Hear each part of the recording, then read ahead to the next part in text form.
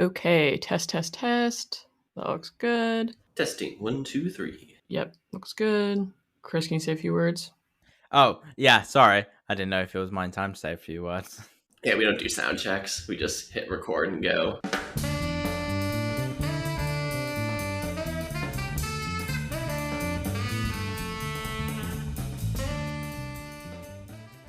Hi, everyone. I'm Kate, the host and producer of Podrocket, and this is Podrocket FS Jam Mashup. I'm here with Anthony and Chris. Hi, guys. Hello, hello.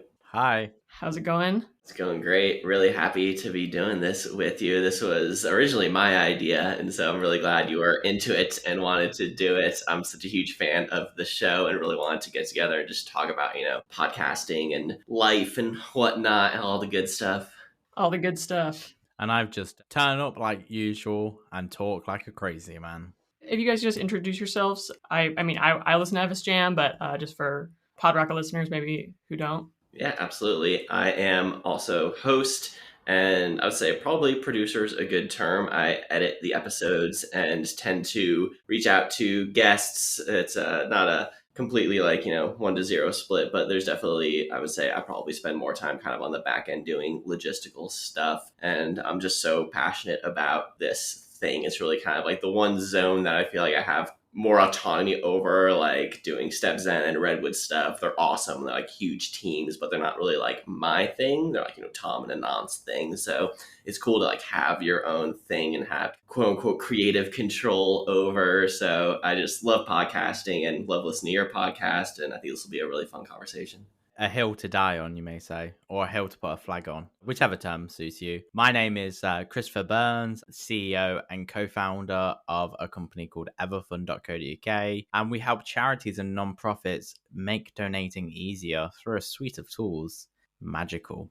Awesome to have you guys on. So Podrocket is a web development podcast brought to you by Logrocket. And we have explored topics outside of web development, but we are a web development podcast brought to you by Logrocket. Kind of in the early stages, I listened to a lot of FS Jam.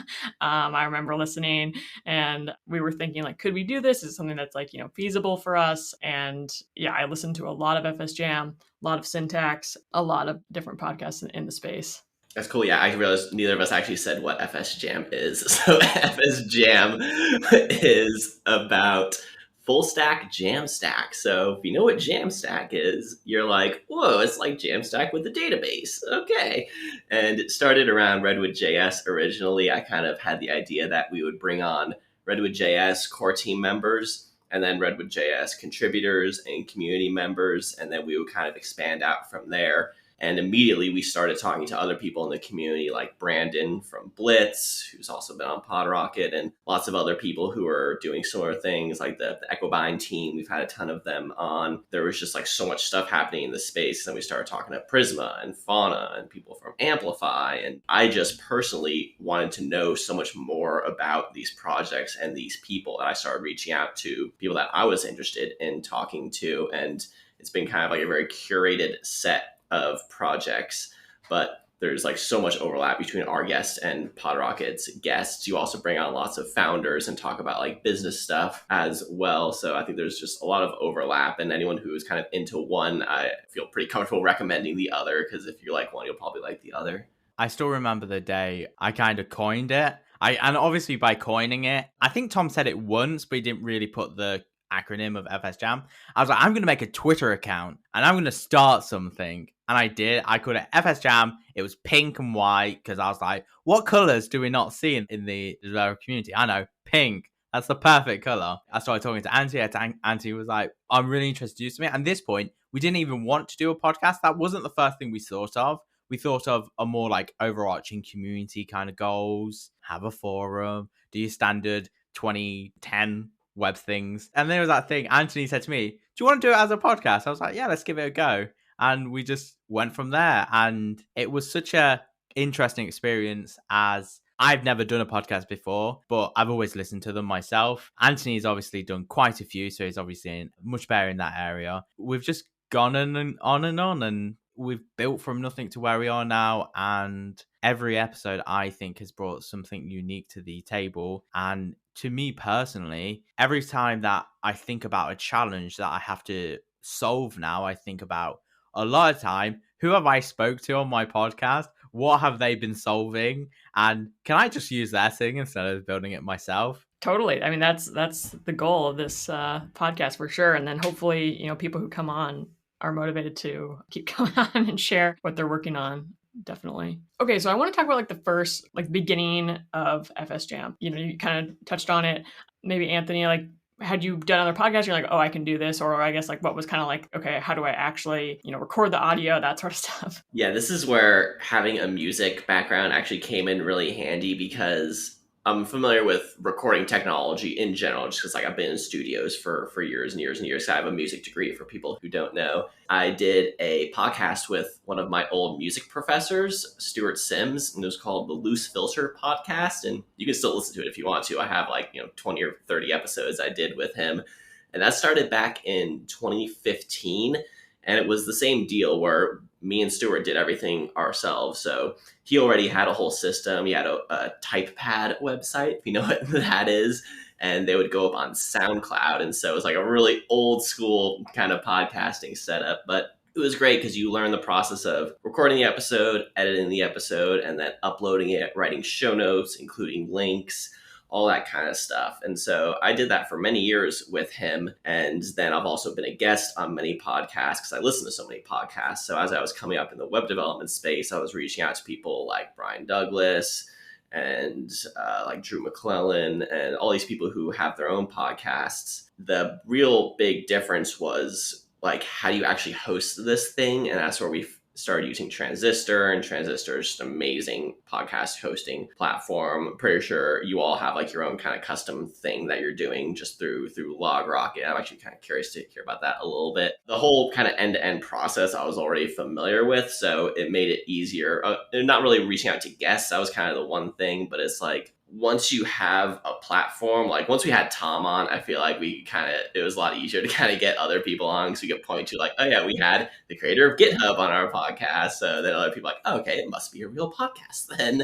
And just like it kind of snowballed very quickly once we got a couple kind of key guests on. I was recently catching up with a friend who doesn't really keep up with what I do in the web development life. She's more of a machine learning, medical computing. I'm like, oh, did I tell you I have a podcast? And I'm like, oh, really? Like, I was like, yeah, you'd never guess who's been on. So like, what do you mean, who?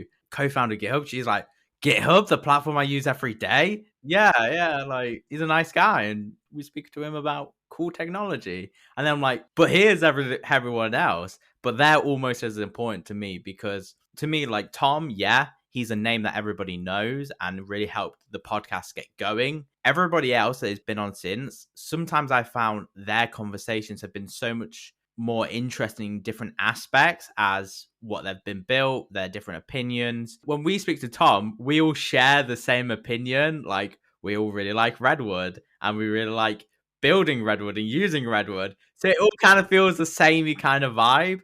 But then I think some of the best episodes we've had is when we've had very different opinions or maybe just don't even get it. The more I talk to people, the more they say about our Bitcoin episode. I just have to say it because I think it's so funny because I'll be honest, this is 100% truth. I hardly listen to the episodes because I can't stand my own voice.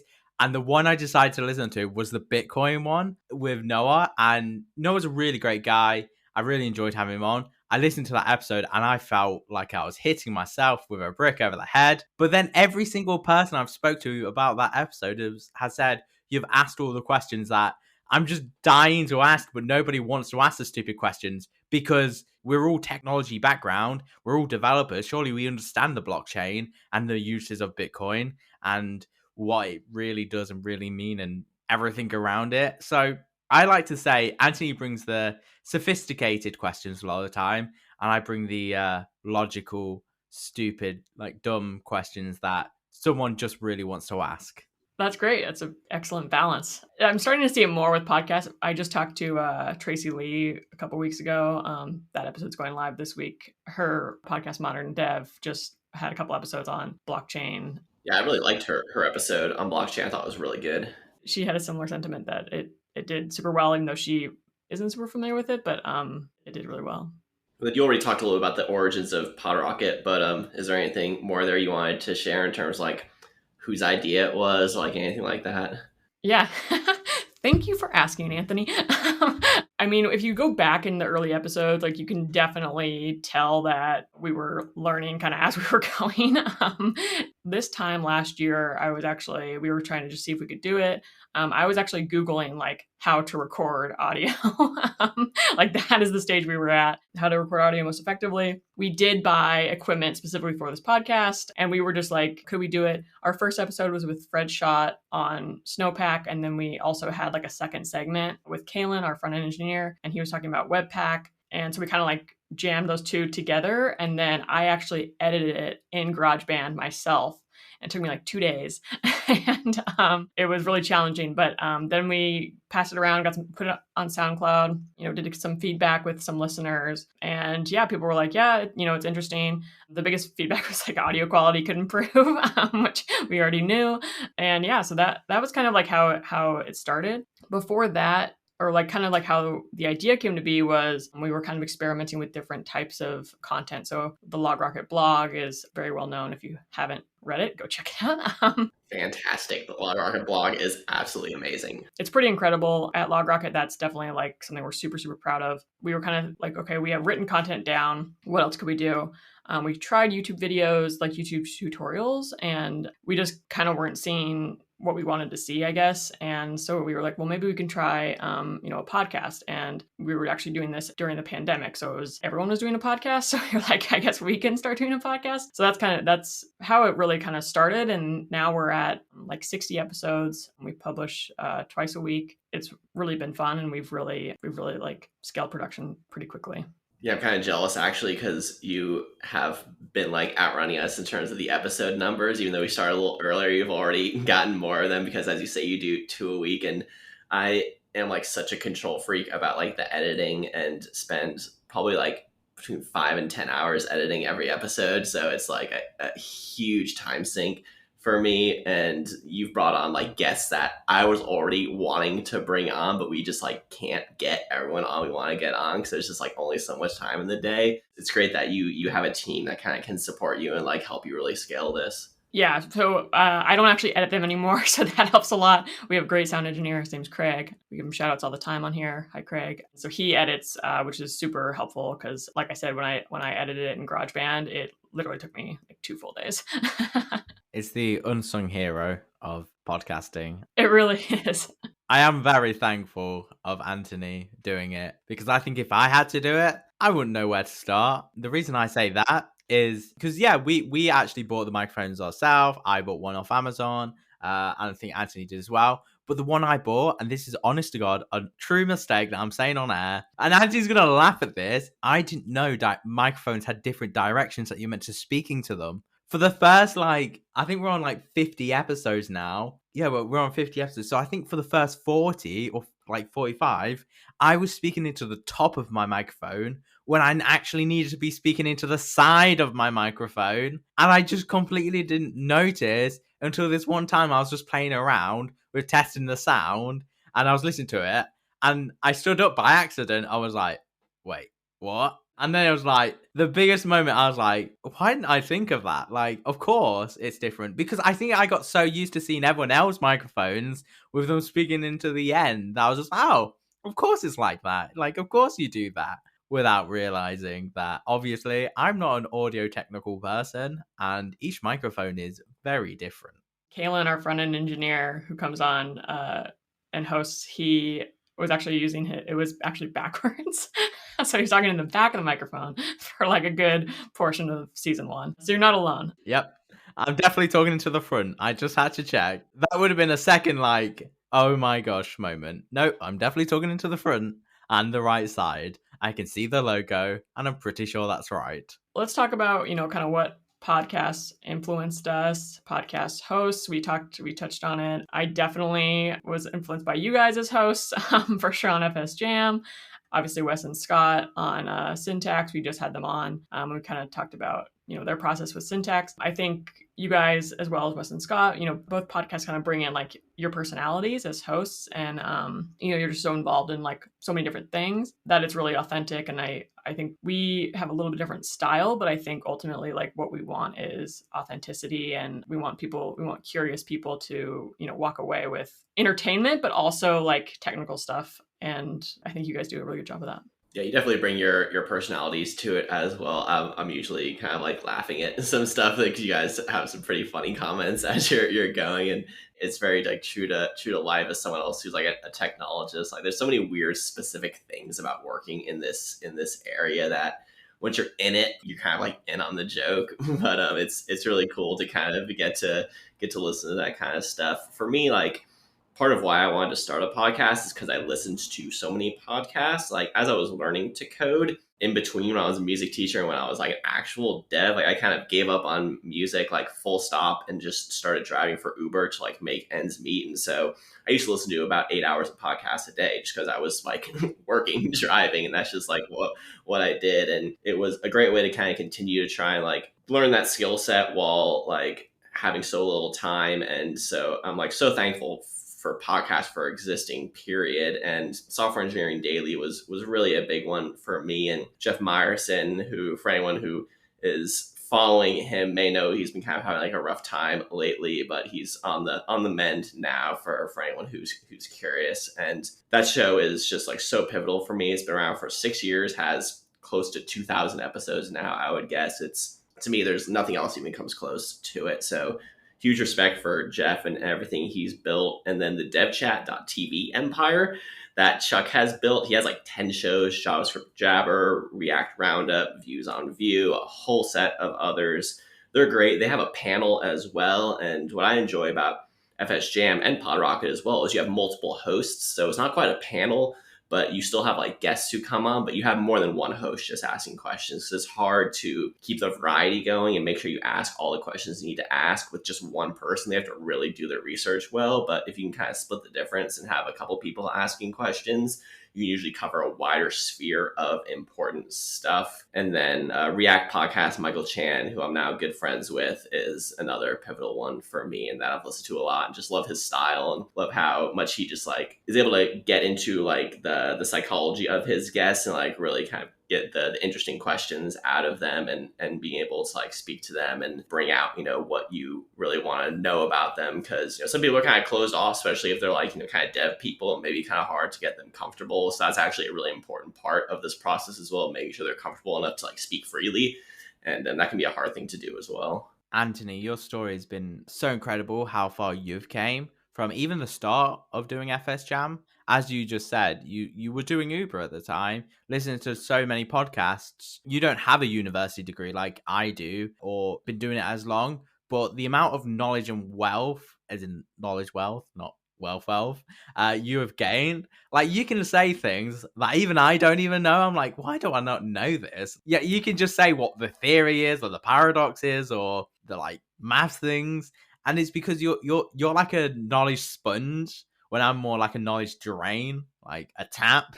I think it's so cool to think that, as you said, everything you've done, every podcast you've done, every article you have wrote took you a step by step further into the role and position you are today. I think the reason I started doing things with Anthony in the first place was because the articles he was writing were pretty rad, even back then.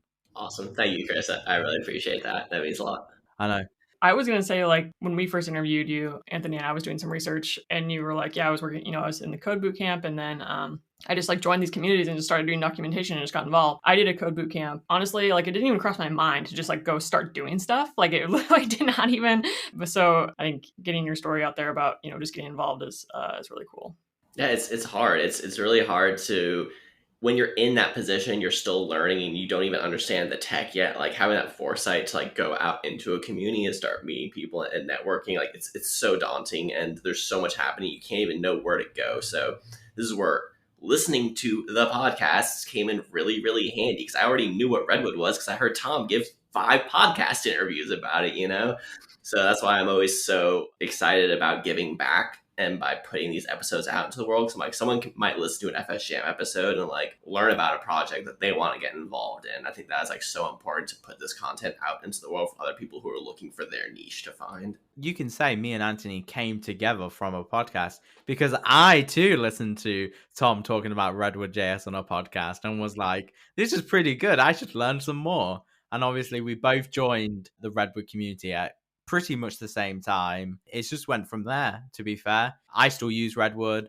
Anthony still works with Redwood, and the podcast is on strength to strength. My podcast that I listen to, well, I've got an interesting few. I'll say this because, one, I'm a founder. The first one I would say is called Build Your SaaS, and it's by the Transistor guys, Justin and John. And they talk about how they've built their SaaS product, how they've bootstrapped it, a lot of it. It's a lot more about the theory of doing it, the emotion of building it, than this is what technology we've used, because they've used completely different technology stacks to us and at Everfund, and everything they say I still relate to. So it's a lot more of a emotional connection as a podcast for me. And then my favorite podcast ever is ATP.fm by Marco Arment, John Saracusa, and Casey Luss. It's an Apple podcast. I've literally listened to it religiously for like 3 years, I think. Every episode listened to, and they just talk about Apple. I would say I'm an Apple fan, but I more listen to it for their connection and their banter and what they speak about than actually the products, if that makes sense. And my final one, that this was when I knew I liked podcasting before podcasting, The WAN Show by Linus Media Group. That's been going on for like so many years, like 5-6 years. And this was when I was back in university. Because they were on Canadian time and they live streamed it, it's always been a video kind of podcast, but they do release it as a podcast. I've always watched it live, talking about the latest technology, talking about their thoughts on it and how everything goes about it. And all three of them are not actually JavaScript related. I've hardly ever listened to JavaScript podcasts. Why? I think it's because I work on it every day that I think listening to it as well would annoy the hell out of me, because I'm like, I already know this. This makes me want to cry. I dealt with this problem at work and now I'm going to listen to a podcast about it. Or I am dyslexic, and sometimes when I try to listen to podcasts while I'm coding, and sometimes they say pseudocode and I'll start writing their pseudocode by mistake. And it's like, wait, no, I'm trying to do my thing. I too have had that. You're like listening to music and then you're like typing lyrics. Cool. Yeah. So we talked a little bit about community, building a community. Redwood.js, I think, does a great job. What are you guys doing kind of with FS Jam community, or, any communities that you're involved in? I think we're not very good at community building. We have a Discord that is completely dead and is just kind of there to like post episode updates. I would really like to invest more in the FS Jam Discord. It's just hard because I'm already doing like a million things, so I really can't put more on my plate at this point. So it's hard to kind of like think of like a quote unquote strategy for our Discord. So it's just kind of there. People join. Hopefully it's nice to get a kind of bump from that. And if you're not like on Twitter, it's a good way to keep up with new episodes and stuff like that. So that's kind of the extent of it right now. I think one day I may like try and dig into that more, but unfortunately I just don't really have the time for it, I think talking about, how full is your plate is a really big thing, because obviously so many times we have spoke to each other and said, okay, we need to do this, we need to do that, we need to do this. And obviously Anthony's a developer advocate for StepZen. I'm running my own company, and you just get so lost in your work that you think, oh, I needed to post that episode. Like, we've been putting all of the episodes on YouTube. That literally every single episode is lined up to be put on YouTube. And we said to each other, this is really recent, okay, we'll release them daily. And so that's just me going on at 5 p.m. each day and clicking like publish. And it was just too much because I've been so busy doing everything else, chucking water on fires sometimes. Yeah, you said you were going to release it daily. I said, why do you want to do them daily? You're not going to be able to keep up with that. Yeah. So maybe in the next week, there's probably going to be a massive dump that's just like, here's all of them. Because surprisingly, people do listen to them through YouTube as well. They're not video, just the audio. But it's that thing, to me, it's just making the podcast accessible wherever it is. I think YouTube's actually a really interesting medium for podcasts because some podcasts choose to only put up like the clips, like say the highlights of the episode, when others put on the full episode. I don't know which one's better, but I feel like some people have their choices. It's important to also point out that YouTube transcribes and then SEOs your episodes. So that's why uploading something to YouTube can actually be super interesting because it makes it more searchable in a way that like podcasts is this huge open dead zone of content that doesn't get indexed in the same way. So this is one of the reasons you want to put your shows on YouTube, just because it will transcribe it automatically and then put it out there. And like that's actually something I was curious about with Podrocket, because you guys do transcripts. So how does that work exactly? You have an actual person sit down and write them? We use Rev for our transcripts, so we just upload the file and then they do it for you. So they probably so they do everything. So they probably have their own process where they will auto transcribe it and then have a person go over it. That's pretty much the only way. There's still no software, as far as I know, that can actually transcribe technical content correctly without a person going over it. Yes, and you actually can do the just like automated, and then or you can do automated and have someone go over it for you. And because like words like SQL or like kind of like the tech words that like grammatically it's correct, but when it's a company or a brand it's not correct. That stuff, yeah, definitely gets tricky. And then do you all have a community around, like you have a Logrocket community, I'm assuming, so you probably kind of feed that all into there. So we actually, we don't have a Discord or forum for the podcast specifically. I'm trying to make sure, I'm constantly checking Twitter. I'm not really posting on Twitter unless it's our episodes, but I'm definitely checking Twitter a lot and, looking at web dev stuff. We really just rely on like our guests to like share all the episodes. Definitely something we probably could be doing more of for Podrocket specifically, but is there a Logrocket community though, is what I'm curious about. We don't have a Discord for Logrocket either. A lot of our community actually, really is like the blog. We encourage everyone to like comment in the blog posts, and this community really like is very vocal. So like if there's people are curious about something more in a blog, or curious about something, or they're like, hey, I tried this and it didn't work. Everyone really is super active, I think, in our blog comments. Well, I would hang out in a Logrocket Discord if you ever make one. Yeah, definitely. We've talked about it, but yeah, and I actually talked about this with B. Dougie on our episode. And actually, I think, unfortunately, I don't think we were recording when I talked about it with him, but he kind of said the same thing. Like, he's like, everyone just has a Discord that's just like a ghost town just sitting there. And that's like a really big thing, a really big need in like communities right now.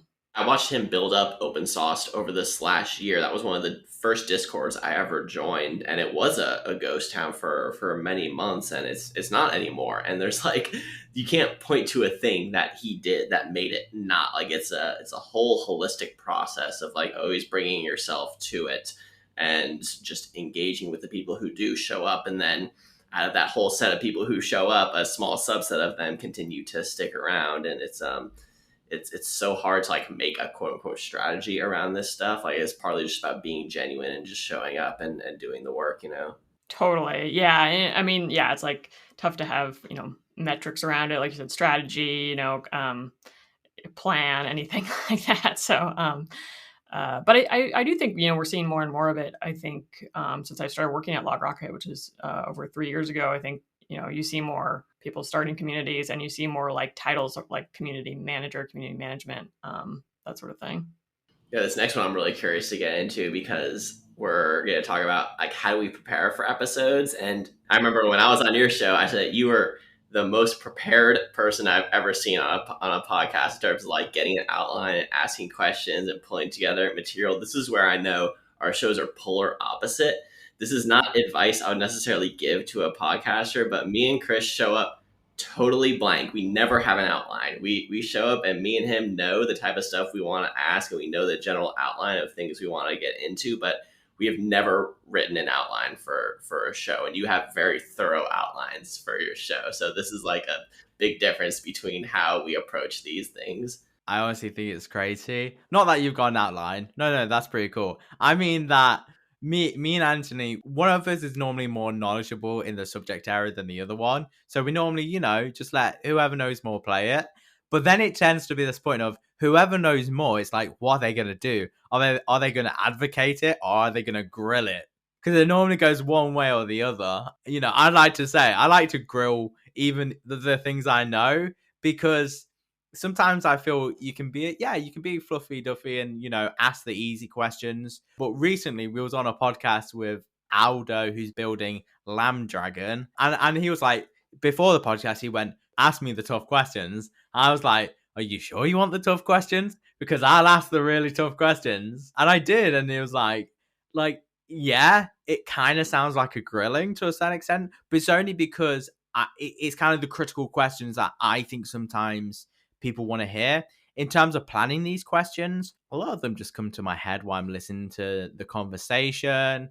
Normally, both of us have 100% at least read like either the documentation, the website, or even have been building with it for like, you know, months or even a year at a time. So that's the thing, is we tend to bring on projects that like we are already personally invested in, and so we have this huge backlog of knowledge about a thing already just because we use it day to day, you know, and that's why we bring the people on to talk to them about it. So we have questions that only come through the experience of working with the technology. Totally. Yeah. Well, I think that's why, you know, you're able to like just jump into a podcast and talk about it because you are like in it and use it. And I think like I'm just kind of a really prepared person anyway, but I think I just want to make sure that, you know, we're asking like what people want to know about it. And so I do a ton of research actually before each guest. And there's some that like some I do more research than others, but I'm usually like reading documentation about whatever they want to talk about. I'm listening to stuff, the podcast that they've done before. And like, I also want to make sure that we're not asking like the same questions over and over again, even though there's like kind of general questions you have to ask, like, you know, tell me about this thing and like how it technically works. I just kind of want to make sure that we're not like, tell me more about, you know, this thing that you've talked about 100 times. And, you know, Wes Boss was just on and he was saying like, he's told his, you know, coding story 100 times. And, while he'll tweet it out whatever episode asks him, he's not sure if people still want to kind of keep listening to that. So, well, that's an interesting one though, because like we had Sebastian Lorber on recently from DocuSource, and when we asked him like his getting started coding story, he said no one had ever asked him that before. Oh, interesting. And it was like the first time he'd ever had the chance to tell us. So that's why we kind of bake that into the point where almost every guest we have them tell their getting started story, because we have people who have never done a podcast before. And I reach out to people specifically who I know are doing good work and who may not be quote unquote podcast people, because I know that they have an hour's worth of things to say, like regardless of whether they've done a podcast or not. And those are the people where you want to make sure you give them the space to tell their story, because they have literally never told it before in a public forum. Totally. Yeah. And we talk about this in the podcast too, kind of like, it seems like there's dev advocates. There's kind of like a group of people who like, they've been on like 10 podcasts, you know, so it is great to like also reach out to people who, you know, haven't been on as many podcasts and hear their stories as well. I think it's really all about, you know, kind of what you want to get out of each episode and, you know, who you're talking to, what they're excited about. That's a huge factor also too of like the outcomes of our podcast.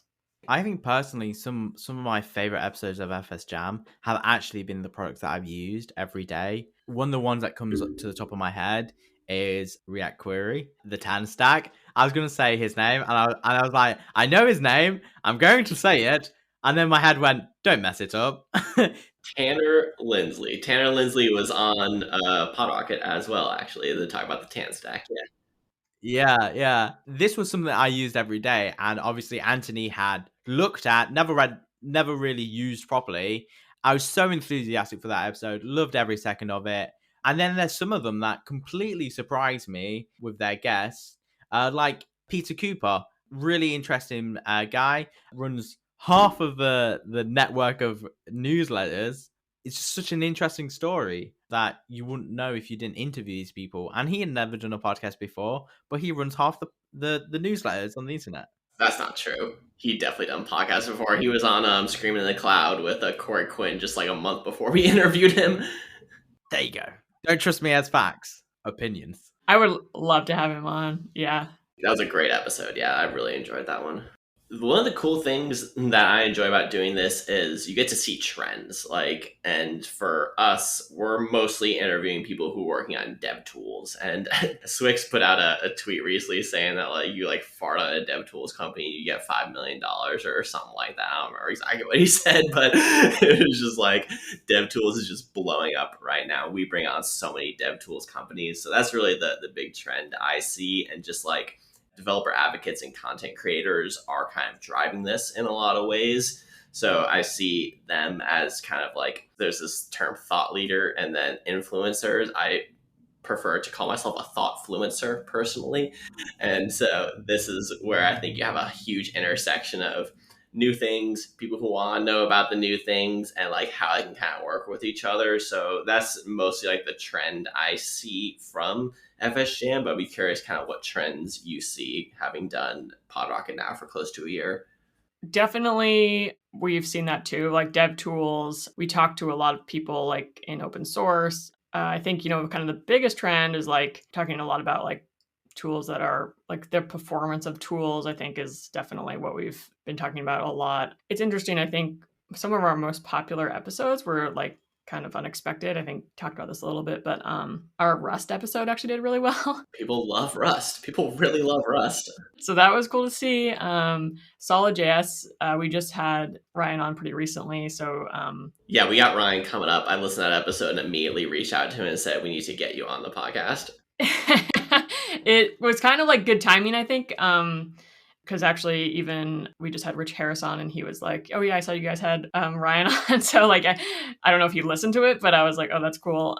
Yeah, I think kind of tools that are, I don't know, not different, but the same, I guess. A lot of what Ryan talked about was pulling stuff from other, he pulled basically what he liked from other frameworks, and I think people kind of like to hear if you have something that works for you and it's cool, like people like to hear kind of like why, and what parts are you pulling from, like where did you get that idea. What trends are you seeing, Chris? What trends am I seeing? That's a really good question, because I'm a very shiny person, as in I like shiny objects. Something interesting. I love the risky ones with less than 100 stars on GitHub. They really get me going half the time. You're like, ooh, what is this that I've just found on GitHub with less than 100 stars? Yes, let's use it in production. That's what I like to hear. Only if it's useful. I don't just stick anything in production just to say. I think the biggest trends that I see is that there's a lot of things that have exponentially grown and became so much easier for developers to just abstract away. For example, we're seeing a dev tool for everything from like literally your VS Code to production. There's now a dev tool for every single action that you can probably take in development. There's a dev tool that will try and automate that in some way and make it easier for you, or do some things. From your VS Code, it's now Code Sandbox, Gitpod, to literally production that's versatile. And I still think there's so much room to go in terms of actually what's actually, I think, the most useful out of all of it. It's focusing less on the things that don't matter necessarily to you as the developer. The example I like to do is really bring up Stripe in this area, because Stripe are like known as this 5 lines of code to create a billing app, right? But it's not actually 5 lines of code. It's 5 lines of code to take a payment, but to actually like build the infrastructure is like, I want to view my invoices, I want to sort out my refunds, I want to do all these other things. They've spent a lot of money on that with Stripe Checkout, but half the time I would just say, go use Chargebee or Billflow, because it's 3 lines of code that you actually add to your app and it's completely done for you. Some developers probably would say, well, I want to spend £2,000 on writing all of that myself. But one of the biggest things that were actually brought up recently in a meeting I was in was a different startup that have spent thousands of pounds on doing it the AWS way, and 2 people have probably actually used it, instead of just doing the cheaper way, the faster way, because it's that thing. There's so much work to actually build a payment platform, and what's the point in building it if nobody's going to use it? So you should just use a service that has a free tier to just get going. And it's like that for me with 90% of the dev tools. Anthony knows because Anthony laughs at this, but if it's a tool that's going to save me time or money or even responsibility, as in like I can just offload it to them, I'll probably use it because I've got a lot to do. So the less I can do, the better. And that's why I love dev tools. And that's where it's great having you as like an advocate for other people who are trying to build things. Is you're like, I'm trying to do something real here. Like I got a company, like we're trying to make money. Like you have real actual actionable goals you're going for, and that's why you ask the pointed questions. Like you're able to say, I don't care how quote unquote cool or hip this thing is. Like, does it solve a problem? And then does it solve my problem specifically? And so having that kind of like pointed question at whatever your use case is, it really helps focus the conversation. It's one of the things I really appreciate about having you on the podcast. And I think it's that thing that devs, we love to say, we've rewrote it 20 times to be as small and as fast and as everything as possible with no new functionality. Yeah, it's probably the same the first time. And the first time would probably make you money. And the amount of enterprise apps that I've seen recently that are just like, as I say, oh my gosh, why are people using Bootstrap and jQuery in 2021? Like, oh my, this makes me seriously want to be sick. But they make tons of money. Why? Because they don't care about the technology. They just care about fixing and solving the use cases. And I think that's really important in every episode that we speak to, because when you're a developer and you have to make these decisions, what tools to use, how you're going to solve a problem, a lot of the time you have to explain why you've chosen them choices to management or your boss or your other co-founders in a startup of these are the choices I'm making. Yes, and I tend to find it's best to be as transparent as possible, saying I don't know that area, but this is what I've listened to, this is what I know. It's easier to probably trust that company and just pay their bill than go make it myself. And I think that's a big thing in developer tools right now, is the lowering and lowering and lowering the barrier to entry to the point that anybody can get 90% of a SaaS startup made without using actually their own logic for most of it. Okay, do we want to jump into 2022 trends? Yeah. What is the future of our podcasts in general? I see so many companies now making podcasts. You mentioned here nHost has one coming up, which I didn't know actually. I follow nHost, so that's really cool. I'll definitely have to listen to that. Like I see a lot of blockchain companies, they have their own podcasts as well. And so I think people see it as a useful medium, but it's hard to have a strategy around, going back to like our previous conversation about building community and stuff like that. So I think that in general, most people know that it's a good medium, but it's hard to see the ROI on it unless you kind of are just like following people who are listening to it and seeing that engagement. So I'd be curious, like, how do you guys think about like ROI and like what you're kind of getting out of Podrocket in general? So it's definitely tough to measure. Metrics for podcasts are not super clear, which makes sense because like you download it and then we lose track of it. We're more thinking of just the podcast kind of exists because our blog is something that we're so proud of and it's so huge and it's now such a big part of like our company. We're kind of just more like basically just building a brand, being something that people can rely on, being a resource for all developers. So it's not really super quantified right now, but it's more brand building. It's also about building relationships. I know for me, the network I've built through our podcast guests is the strongest network I have, and just being able to reach out to these different people and get them on and get to showcase their stuff and then make sure the episode is good and goes out and represents them in a good way. Like you get so much goodwill back from that, and you get to build so many connections and relationships with people through doing it. So for me, that's really where I see the ROI and the return on investment. It's hard because it's a long term play. It's an infinite game, not a finite game. If you're into that nomenclature, so to me, podcasting is it's the ultimate infinite game. It's a really fun way to just get people together and talking, and then also having a really cool thing to put out into the world after the fact. I think the biggest ROI for me is when someone literally says, "I've listened to these episodes. I get that joke. I get that reference."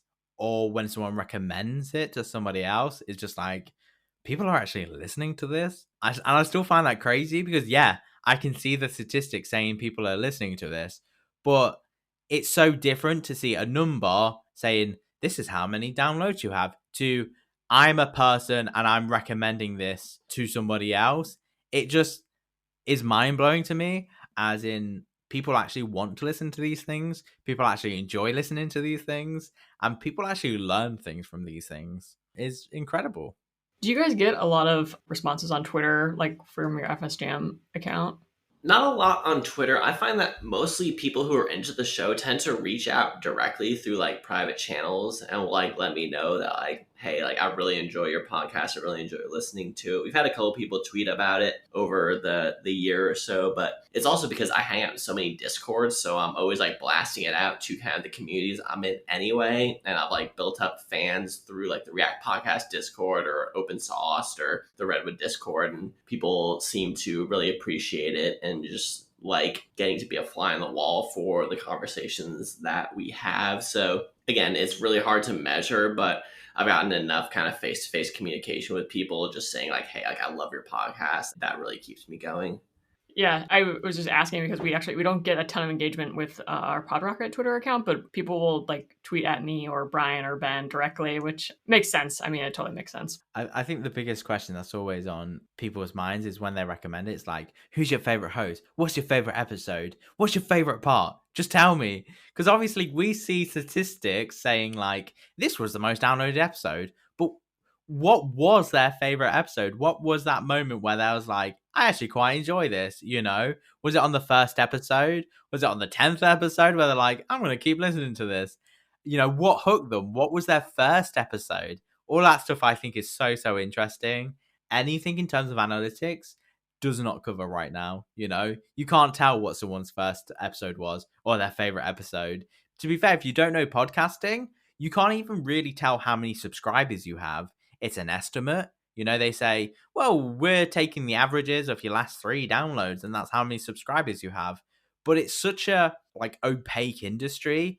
But it's always because it's been that bootstrapper industry, and people like Spotify come along saying we're going to dominate it, and they're not, in my eyes. Well, just because it's decentralized. It's an actual decentralized medium where you put your thing out on RSS feed, people choose to download it or they don't. And that's the only metric you get is how many downloads you get into these random podcast players that are out into the world. And that's what makes podcasts such a weird, interesting medium. Is it actually takes the fundamentals of the web and puts them to an audio medium. So you don't get good metrics on purpose because the thing is actually decentralized. So easy to understand, right? It's just a decentralized network where each player is for themselves. It's just like a blockchain. Yeah. I was going to say with NHost, I just saw that I think they have 1 episode out, which I just took notice, but I know that they just came on and they were on for, I don't think they were on for a Founder Friday segment, but they're pretty small in size. No, I think you had Johan on, yeah, I think for Founder Friday, yeah. Yeah, okay, yeah. And usually our Founder Friday segments are usually the companies are quite small. So, creating a podcast at that size is exciting. And I know when I was hired on Logrocket, the company was pretty small and I started on our blog. It was exciting for me to say a company this size is prioritizing content. And now specifically a company is prioritizing specifically a podcast, which is, I think that's super exciting. I'll have to get on that one. I'll have to reach out to him. I talked with Johan a little bit. NHost, they have a whole Redwood integration. They're a GraphQL company. So obviously I'm aware of them and big fans of what they do. You'll have to be a guest on there. The open source Firebase alternative. Where have I heard that term? but with GraphQL. Oh, Open source Firebase alternative with GraphQL. That's what makes them different from Supabase. Supabase doesn't have GraphQL built in. well, this is the thing about all these taglines. Every product, every dev tool, the amount of time that's probably spent working out how to put what you do actually simply is such a hard thing. Like, oh, this is React. Yeah, but what kind of React? There's 20 kinds of React. Oh, it's static site Reacts. Okay, the best static site generator in React, it's Gatsby. Because you get a single sentence. You get one sentence to explain your thing. And they're like, if you can't explain it in one sentence, why should I even care? Exactly. Why should I care? Why should I do this? And the best thing, and I think this is a trend I think we'll continue to see into 2022, 2023, is more open source companies where a lot of their main product and ISP is already open source, and then they tend to close source a cloud version. I think we'll see that a lot more going forward, and I think it will just continue to grow. But personally, I do have some ethical questions to these things where open source is this really great thing and anyone can contribute. But if this thing's going to make money, shouldn't, the people that are contributing get paid? And there's a lot of them services just coming around that I think are really going to take off. Because if it is a true open source alternative to X, then surely, you shouldn't put a pull request in unless you're going to get paid for it, because the owners of it are probably going to be paid for it. But that's my personal 2 cents on this kind of open source software. We've had a couple guests, seems like the last couple episodes have been kind of that open source model of open sourcing something and then having the cloud version or some other paid solutions as well. Awesome. Thank you so much, Kate, for doing this with us. I really appreciate getting to chat about this stuff. So and thank you for being such a huge supporter of FS Jam. I've been a huge supporter of Podrocket. So it's been really cool to get to kind of collaborate on some of this stuff. This is really fun. Yeah, definitely. Yeah, thanks for again, yeah, this was your idea, so thanks for putting it out there, and we'll have to do this more often. Maybe we can make it an annual thing, hey? FS Jam is probably going to have another annual episode near the end of the year. We definitely should, and we definitely could. The roundup of SF Jam of 2021, because I remember this episode and we said, what's going to happen in the next year? And everyone had their opinions, their own secret flavor of where it's going. And I think specifically with FS Jam, we're really going to see if they've hit their goals, they're still working towards their goals, and what's going to happen next. What are they moved on to? I think it's going to be a super, super interesting area to catch up with people that have already been on the show before. What's 2022 for FS Jam? Probably more podcasts with people that have been on before. Wouldn't you say, Anthony? Oh, yeah, definitely. Almost everyone we've had on could come back and do a follow-up episode, because everyone who we've had on is like continuing to do interesting stuff. Definitely. Yeah. New versions. Always. Yeah. You can always talk about those. Great. Well, awesome. Thank you so much, guys. And yeah, really appreciate it. Thank you. Thank you.